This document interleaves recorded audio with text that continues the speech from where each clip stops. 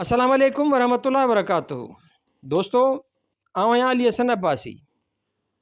किताब आहे कलोड़ा दौरे हुकूमत 1681 ईस्वी खां 1783 ईस्वी। लेखक ग़ुलाम मोहम्मद लाखो। छापो अवल साल 2004 ईस्वी। छापो ॿियो साल 2021 ईस्वी। छपराईंदड़ सिंधी सादगर हैदर चौक गाड़ी खातो हैदराबाद सिंध। किस्त 17। मियाँ सादिक अली। जंहिं वक़्तु मीर बाज़ार क़त्ल थियो उन वक़्तु संदसि पुटु अब्दुल्ला दारुल हुकूमत में मौजूदु न हो। 3 ॾींहं ताज़ियती रस्मूं बजांदियूं वयूं जिन में अब्दुल नबी पिणु शरीक थियो। जंहिं वक़्तु हीअ ख़बर आम थी त मीर अब्दुल्ला ख़ान ख़ुदाबाद अची रहियो आहे, तॾहिं मियाँ अब्दुल नबी ख़ान रातो राति नोमड़ियुनि जी मदद सां कनकर कोंकर खां कलात हलियो वियो ऐं पुटनि खे जोधपुर रवानो करे छॾियईं। हिस्ट्री ऑफ सिंध सिफ़ो 180।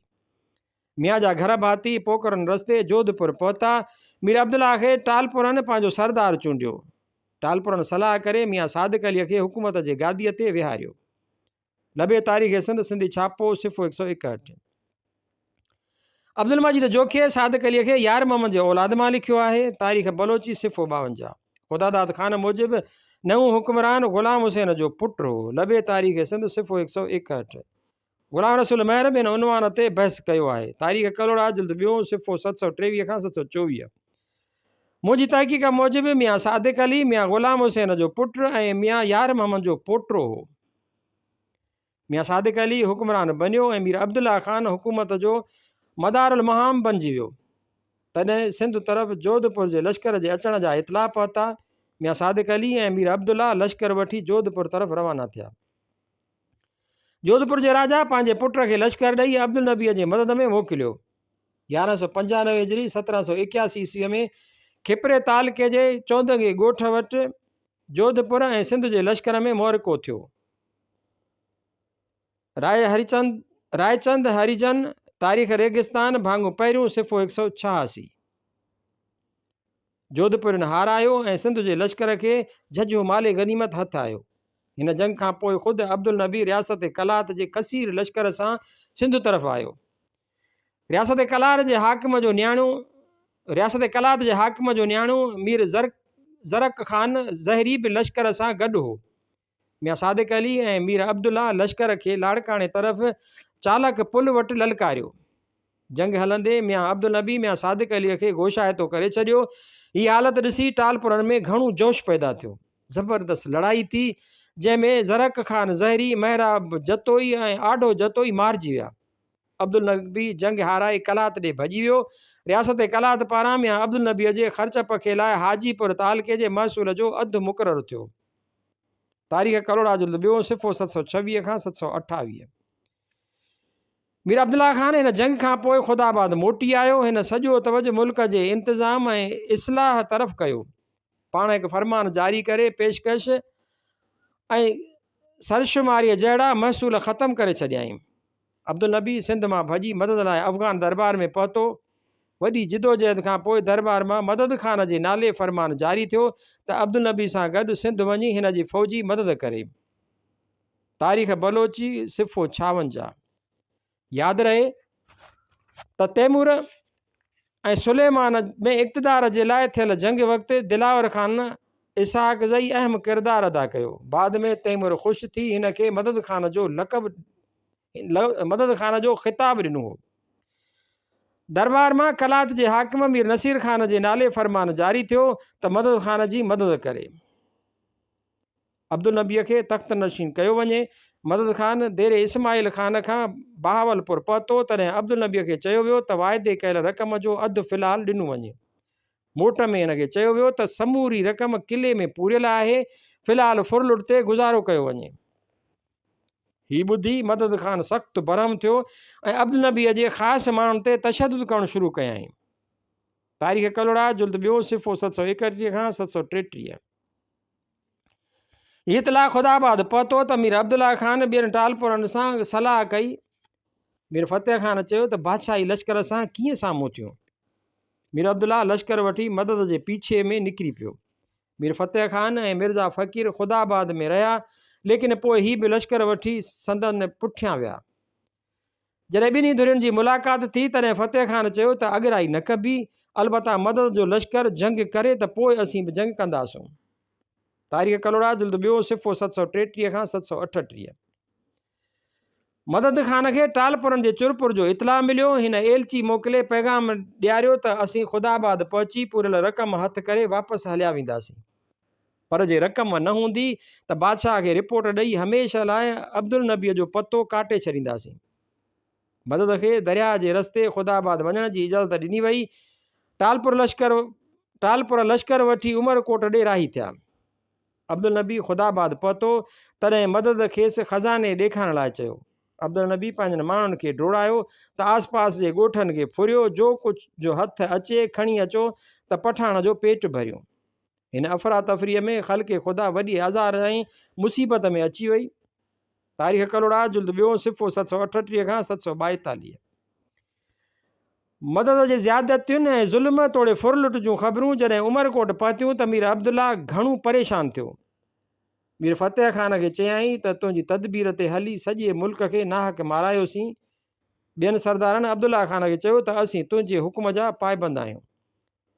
निठ लश्कर वठी मदद सां जंग लाइ निकिरी पिया। फ़तेह ख़ान वरी बि रहिजी वियो जो पोइ पुठियां आयो। मदद ख़ान मीरनि जी तयारीअ जो ॿुधी ख़ुदाबाद मां निकितो ऐं तेज़ीअ सां उत्तर सिंध ॾे रवानो थियो। मीर अब्दुल्ला ख़ान मीर अलहदाद हथां मदद ॾे पैगाम मोकिलियो त तो वाइदे ख़िलाफ़ी करे मुल्क खे फुरियो ऐं माण्हुनि खे मारियो आहे।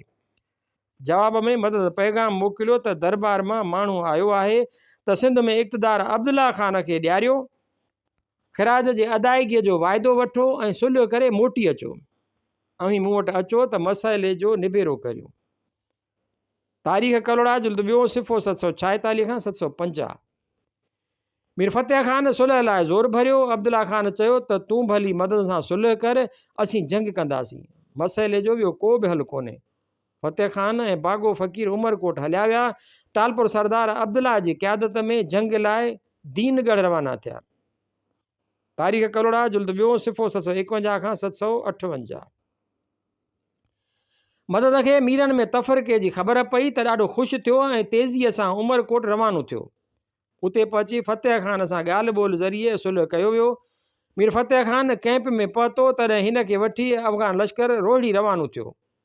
मीर खे चयो वियो त तूं हाणे क़ैदी आहीं, मुजरम जी हैसियत में माफ़ी वठि, क़ैद मां छोटकारे लाइ 2 लख रुपया ॾे, ख़त लिखी सभिनी मीरनि खे हिते घुराए वठि। तारीख़ कलोड़ा जुल्द ॿियो सिफ़ो 759। क़ैद थियल फ़तेह ख़ान छा थी करे सघियो। हिन मीरनि खे ख़त लिखिया, लेकिन राति जो मीर फ़तेह ख़ान अटकल सां भॼी निकितो। मदद ख़ान खे फ़तेह जी भाॼ जो इतला मिलियो त ॾाढो परेशान थियो। रोड़ी छॾे वावड़े पहुतो। उतां हिकु वकील मीर अब्दुल्ला ख़ान ॾे मोकिलियाई। वकील ज़रिए पैगाम मोकिलियो वियो त फ़तेह ख़ान खे कूड़ हणी मूं ख़िलाफ़ु बरगलायो हूंदो। असुलु ॻाल्हि ईअं न आहे। हाणे अचो त मिली सुलह सफ़ाई कयूं। इन रीति अफ़गानिस्तान पहुची ऐं बादशाह खे चवंदुसि त सिंध जे मसइले जो हल निकिरी वियो आहे। तारीख़ कलोड़ा जुल्द ॿियो सिफ़ो 760 खां 761। मीर अब्दुल्ला ख़ान वकील खे बेइज़तो करे मोटाए छॾियो। पंहिंजनि माण्हुनि खे चयाईं त जंग जी तयारी करियो। मदद ख़ान खे मीरनि जी तयारी ऐं जंग जी पकी इरादे जी ख़बर पई। तॾहिं मियाँ अब्दुल नबीअ खे अकेलो छॾे पाण उॿावड़े मां मंज़िल खणी दरिया टपी अफ़गानिस्तान हलियो वियो। तारीख़ कलोड़ा जुल्द ॿियो सिफ़ो 762। मदद ख़ान जे सिंध में आंदल बर्बादीअ ते ईंदड़ सिफ़नि में वधीक रोशनी विधी वेंदी। मदद ख़ान सिंध में कॾहिं आयो ऐं केतिरो अरसो रहियो, उन मुतालिक़ मुनासिब मवाद मौजूदु कोन्हे। ग़ुलाम रसूल महर जंहिं हिन दौर ते मुफ़सिल कमु कयो आहे, उहो पिणु हिन नुक़्ते ते ख़ामोश ॾिसिजे थो। ख़ुदादाद ख़ान मूजिबि ही अफ़गान लुटेरो 1194 हिजरी 1780 ईस्वीअ में सिंध में आयो हो। लबे तारीख़ सिंध सिंधी छापो सिफ़ो 164। लेकिन वधीक मौज़ून राय मजीद जोखे जी आहे, जंहिं लिखियो आहे त मदद सिंध में 1195 हिजरी 1781 ईस्वी में आयो ऐं 1 साल रहियो। तारीख़ बलोची सिफ़ो 59 सिफ़ो 62। मियाँ अब्दुल नबी ख़ान ॿियों भेरो। मदद ख़ान सिंध मां टरियो त मियाँ अब्दुल नबी वरी पंहिंजूं सरगर्मियूं शुरू कयूं। अब्दुल नबी लश्कर जमो करे रवानो थियो। टालपुरनि ऐं अब्दुल नबीअ जे विच में राणीपुर वटि जंग लॻी। जंग में टालपुरनि जी सरसी थी। तारीख़ बलोची सिफ़ो 63। बहावलपुर जो वाली मोहम्मद बहावल ख़ान सानी विच में पियो नवाब साहब पंहिंजे भाउ सरदार ख़ान ऐं हिकु अज़ीज़ फज़ल ख़ान खे मीर ॾे रवानो कयो। बागे फ़क़ीर खे बि अमीन करे टालपुरनि ॾे मोकिलियो वियो। मीर फ़तेह ख़ान बि सुलह खे पसंदि कयो। अब्दुल नबी क़ुरान मजीद ते अंजाम इक़रार ॾिना। आख़िरकार टालपुरनि सुलह खे क़बूल कयो ऐं अब्दुल नबी ॿियो भेरो सिंध जो हाकिम बणिजी वियो। तारीख़ कलोड़ा जुल्द ॿियो सिफ़ो 763। दुरन में सुलह सफ़ाईअ जो ही अमल राणीपुर में थियो। हिन दौर में थींदड़ वाक़िअनि बाबति मोरखनि वॾी गफ़लत कई आहे। उन करे असीं पक सां ही मालूम नथा करे सघूं त अब्दुल नबी कहिड़े साल महीने या तारीख़ ते वरी सिंध जो हुक्मरान बनियो। मौजूद मवाद जे आधार ते चई सघिजे थो त सन 1195 हिजरी 1781 ईस्वीअ जे आख़िर दारे अब्दुल नबी ॿियो भेरो सिंध जो हाकिम बनियो। हिते हिकु ॿियो सुवाल बि छंड छाण घुरे थो। चालिक जी जंग खां पोइ मियां सादिक अलीअ जो हवालो नथो मिले। जीअं मथे ज़िक्र थियो त जंग चालिक में मियां सादिक अलीअ खे मियां अब्दुल नबी गोशाइतो करे छॾियो हो। उन खां पोइ मदद ख़ान ॻच वक़्तु सिंध में रहियो। सॼी सिंध बर्बाद थींदी रही। टालपुर शहर शहर में घुमंदा ऐं मशवरा कंदा रहिया। तॾहिं बि मियां सादिक जो ज़िक्र नथो मिले। वरी अब्दुल नबी ऐं मदद ख़ान जे विच में सुलह थियो त बि सादिक अली ख़ान जो ज़िक्र नथो अचे। उन हालत में ईअं सम्झणु खपे त अब्दुल नबी ऐं सादिक अली पाण में ठही विया हुआ या वरी सादिक अली ख़ान खे मियां साहब गुम करे छॾियो। बहरहाल ईअं थो लॻे त जंग चालक खां वठी मदद ख़ान जे अचण ऐं वापसि थियण ताईं मुल्क जो समूरो कारोबार मीर अब्दुल्ला ख़ान जे हथ में हो। मियां अब्दुल नबी ऐं मीर अब्दुल्ला ख़ान सुलह खां पोइ ख़ुदाबाद लाइ रवाना थी विया। अब्दुल नबी हुक्मरान हो ऐं ममलकत जो इंतज़ाम अब्दुल्ला ख़ान जे हवाले थियो। हिन सुलह ऐं अमन वारे दौर में कहिड़ा कहिड़ा कम थिया या वाक़िया थी गुज़रिया ऐं कहिड़ियूं हालतूं दरपेश आयूं उन बाबति हम असर मवाद असांजी का बि रहनुमाई नथो करे। कुझु छिड़ विछड़ हवाला मिलनि था जन मां के अहम नुक़्ता साम्हूं अचनि था। चालिक जी जंग में कलात जे हाकिम जो नाठी मीर ज़रक ख़ान मारिजी वियो हो। अब्दुल नबी वरी हाकिम थी वेठो। तॾहिं खून बहातौर कराची बंदर इलाइक़ो कलात जे हवाले कयो। यादगिरियूं मुतरजम मोहम्मद हनीफ़ सिद्दीकी सिफ़ो 57। कराची बंदर जे कलात जे हवाले थियण बाबति ग़ुलाम रसूल महर दुरुस्त मालूमात न ॾेई सघियो आहे। पिणु बलोच मौरखनि बि हिन उनवान ते लिखंदे ग़लति बयानी कई आहे। हिन उनवान ते मूं पंहिंजे हिकु मकाले में भरपूर ऐं पेराइती रोशनी विधी आहे। टिमाही महिराण नंबर 4 साल 1999 ईस्वी। सिंध जे मुल्क लाइ हीउ फ़ैसिलो हर लिहाज़ खां निहायत ख़राब हो। रिवायतुनि मूजिबि 6 महीना ख़ैर ख़ूबीअ सां गुज़री विया जेतोणीकि टालपुरनि ऐं कलोड़नि आम रिवाजी हालतुनि में टालपुर ऐं कलोड़ा आम रिवाजी हालतुनि में गुज़री रहिया हुआ पर पोइ बि ॿिन्ही पासे हिक ॿिए लाइ शक शुबो मौजूदु हो। हिकु मौक़े ते सिंध जे हाकिम मीर अब्दुल्ला ख़ान खे एतमाद में पिणु वरितो हो। उन बाद मीर दरबार में ईंदो रहियो। हिकु ॾींहुं मीर अब्दुल्ला ऐं मीर फ़तेह ख़ान दरबार में मौजूदु हुआ त मियां अब्दुल नबी अब्दुल्ला ख़ान खे चयो त अफ़गान ख़िराज घुरी रहिया आहिनि। ख़ज़ानो तो वटि आहे। उन करे तोखे उनजो बंदोबस्तु करणु खपंदो हो। मुलाज़िमनि खे पघारूं जुदा ॾियणियूं आहिनि। मीर कुझु ॾींहंनि जी मोहलत घुरी। गुफ़्तगू हलंदे ॿिन्ही मीरनि जी गिरफ़्तारी अमल में आई। तारीख़ बलोची सिफ़ो 65। बाद में ॿिन्ही मीरनि खे क़तलु कयो वियो। उन सां गॾु मीर मिर्ज़ो बि क़तलु थी वियो। हीउ वाक़ियो 1196 हिजरी 1782 ईस्वीअ में थी गुज़रियो। फ़तेहनामा सिफ़ो 99 हाशियो। मीरनि जे क़त्ल खां पोइ अब्दुल नबी ख़ुदाबाद छॾे हैदराबाद रवानो थी वियो। धिंगाणू जतोई ऐं पीरोज़ कलेरी 4000 जे लश्कर सां गॾु मियां अब्दुल नबीअ जी हिफ़ाज़त कंदा हलिया। तारीख़ बलोची सिफ़ो 69। हैदराबाद पहुचण खां पोइ मियां अब्दुल नबी ईंदड़ तूफ़ान खां बचण वास्ते के तदबीरूं अमल में आंदियूं। मीर अब्दुल्ला जे जाइ ते धिंगाणू जतोई हुकूमत जो वज़ीर मुक़ररु थियो।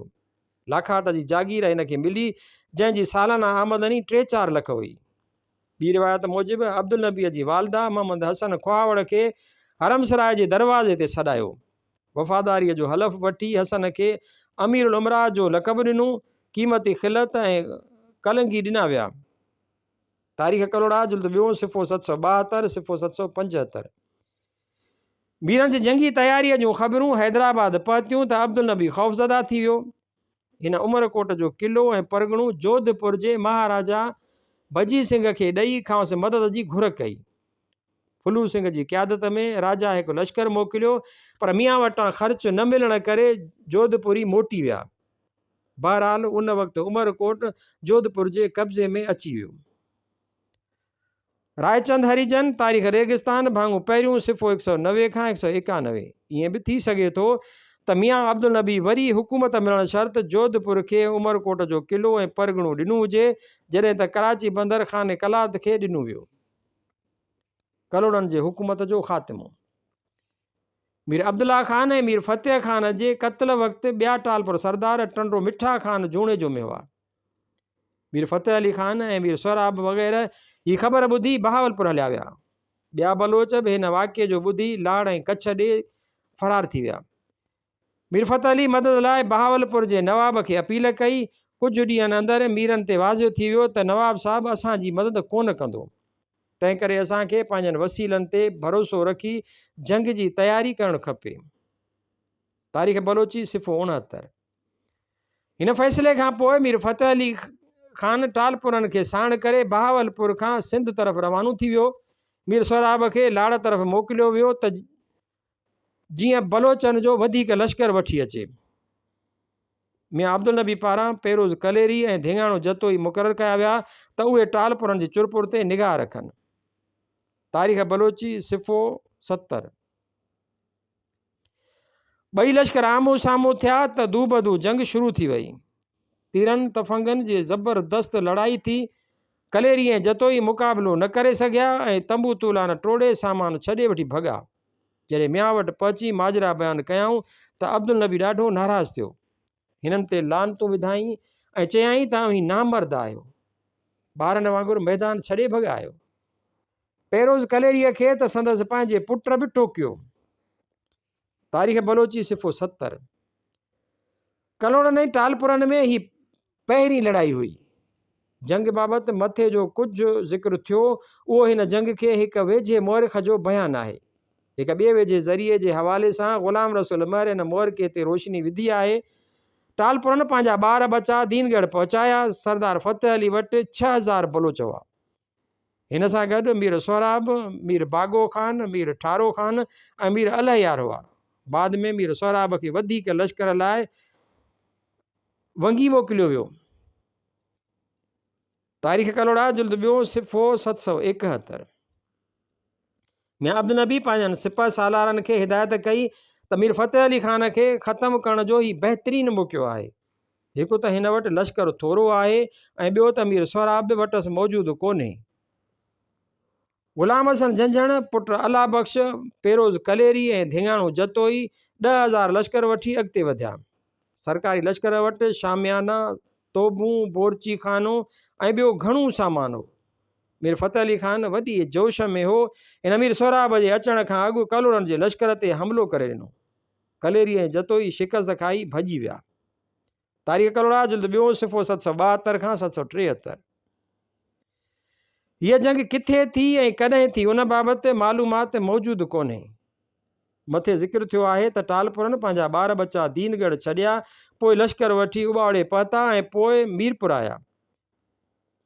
तारीख़ कलोड़ा जुल्द ॿियो सिफ़ो 772। पक सां ही मीरपुर माथेलो आहे। इन रीति गुमान आहे त ही जंग मीरपुर ऐं ॾहरकी जे आसपास थी। ॿिन्ही धुरियुनि हिकु ॿी जंग जी तयारी शुरू करे ॾिनी। ही जंग तारीख़नि में जंग हालाणीअ जे नाले सां मशहूरु आहे। मियां अब्दुल नबी पाण वॾो लश्कर वठी हैदराबाद खां रवानो थियो। लश्कर में झंझण, ओठवाल, खोसा, खुहावड़ ऐं सामटिया शामिल हुआ। लश्कर वटि गरियूं तोपूं, ज़बरदस्त गुर्ज़ ऐं जंग जो ॿियो काफ़ी सामान हो। तारीख़ बलोची सिफ़ो 71। हालाणीअ जे आसपास ॿई लश्कर हिक ॿिए खे साम्हूं थिया। मीर फ़तेह अली ख़ान पारां मीर सोराब ॾे पैगाम वियो त लड़ाई थियण ते आहे, जल्द लश्कर वठी पहुच। टालपुरनि जे लश्कर में मरी, निज़ामाणी, लिगारी, जमाली, खटियाण ऐं खोखर शामिल हुआ। तारीख़ बलोची सिफ़ो 71। जंग शुरू थी त मोहम्मद हसन खुहावड़ ऐं मोहम्मद बाक़िर खुहावड़ दलेरीअ जो मुज़ाहिरो कयो। बलोच शिकस्त खाई रहिया हुआ। इस्माइल खटियाण ऐं क़ाइम खान मरी ऐलान कयो त बलोच हाणी देरावड़ ॾे था वञी सघनि, विड़ी मरो या जंग खटो ऐं पाण मल्हायो।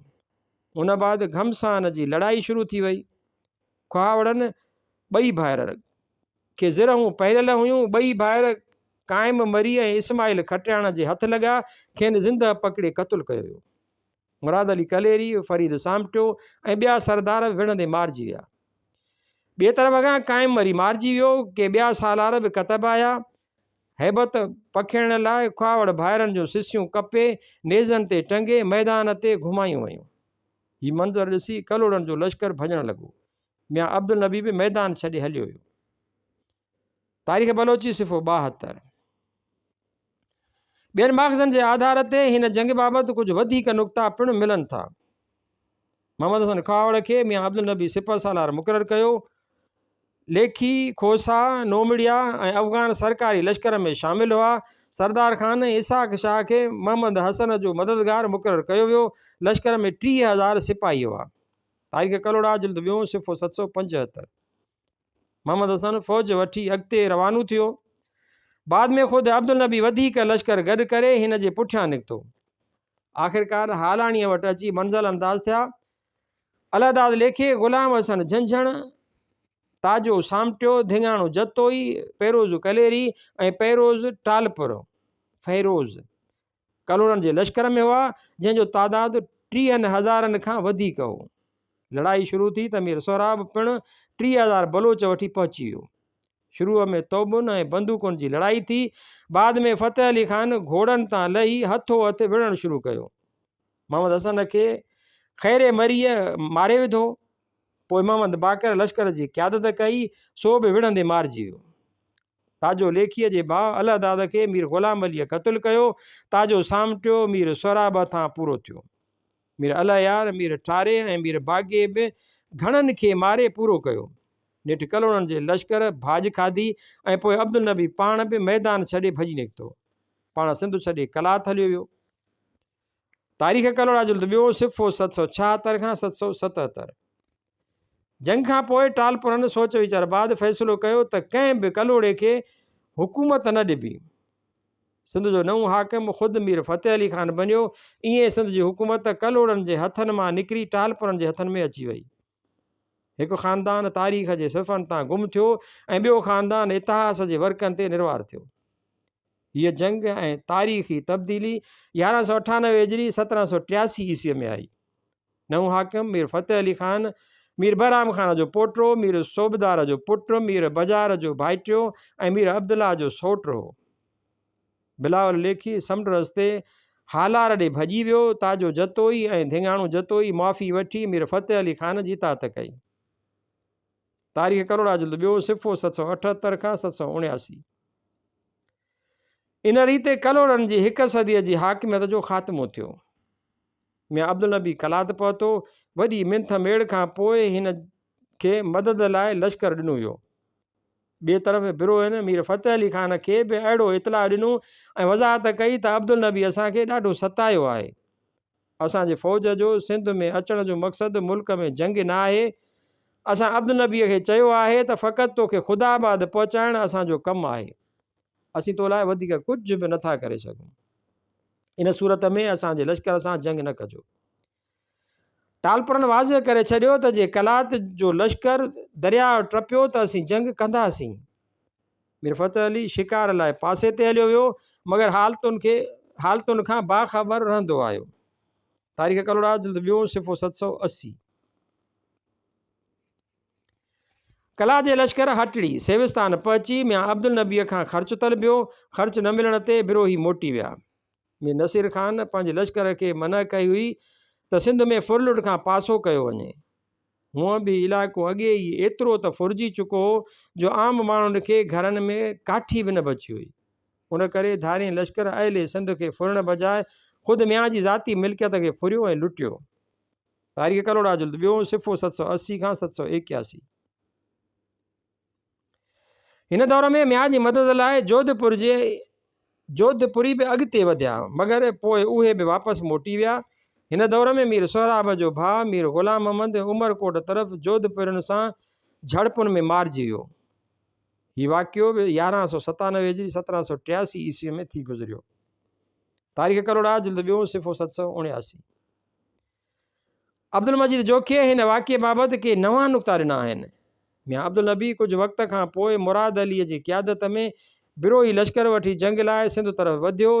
हीअ इतला ॿुधी ग़रीब ऐं शरीफ़ ख़ानदाननि ईअं भॼणु शुरू कयो जीअं मदद ख़ान जे ज़माने में भॻा हुआ। अब्दुल नबीअ खे मीरनि जे चुरपुर जो इतला मिलियो त ठेड़ीअ खां वापसि थियणु लॻो। वापसि थींदे ई सन सेवण ऐं चांडके ताईं घणी फुरलुट करे उन्हनि इलाइक़नि खे वीरान कयो वियो। ठालपुरनि जे पीछे में वियल रिंद, गबोल, शहवाणी ऐं नोहाणी कबीलनि सावन फसलनि, पोखनि, ॻोठनि ऐं शरीफ़नि खे फुरियो। ॻोठ ऐं इमारतूं ताराज कयूं। खाधे पीते जे अणाठ सबबि अक्सर माण्हू मरी विया। एॾो त ॾुकर पियो जो तारीख़ में अहिड़ो मिसाल नथो मिले। तारीख़ बलोची सिफ़ो 73 सेवण तालुके में ठेड़ी नाले हिकु देह आहे। जामिया सिंधी लुगात जुल्द 2 सिफ़ो 729 साल 1984 ईस्वी।